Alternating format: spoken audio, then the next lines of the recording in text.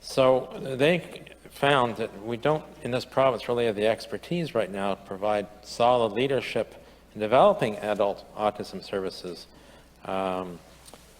whereas with preschool children, we have tremendous expertise in the province, and we know about the important contribution that makes. So I guess a two-part question. Is there money in the budget to bring on staff in social development with the appropriate expertise to take ownership of addressing the needs for adult services for adults with autism?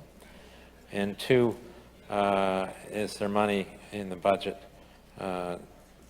this or the capital budget, to start to develop appropriate residential facilities for adults with autism?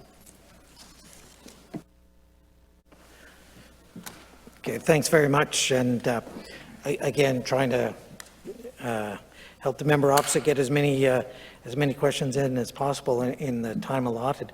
And interesting comment about who owns autism, especially in the adults. I mean, a lot of times it falls to us because we provide some of the housing, and that's where the individual resides, and we don't distinguish specifically on what the spectrum is or what the disability is, just from a disability standpoint and some of the assistance for disability.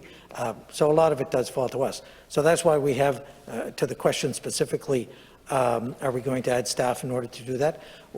Even within the budget, we've got staff working on that with some of the stakeholders, and we're putting a focus on that as we do our whole reform for social development and social assistance to concentrate on some of that. So we work with some of the other departments, such as health, specifically on the autism part of it. But again, part of our role mainly is to provide that shelter with some of the wraparound services that are very, very important to that population. So there's a lot of moving parts, and I know in the quick time that we've had this discussion, I probably didn't put all the pieces of the puzzle together, but to tell the member opposite and the public, there is additional work being done. There still needs to be more work done, but we're, again, within our budget, putting resources towards it to help and find the various solutions, because there are a couple of different options that folks want out there in what it would look like. And that's part of the ongoing discussion that we'll continue to have this year, and hopefully have some type of a as we go through that social development reform or social assistance reform, a clearer picture of exactly what that would look like.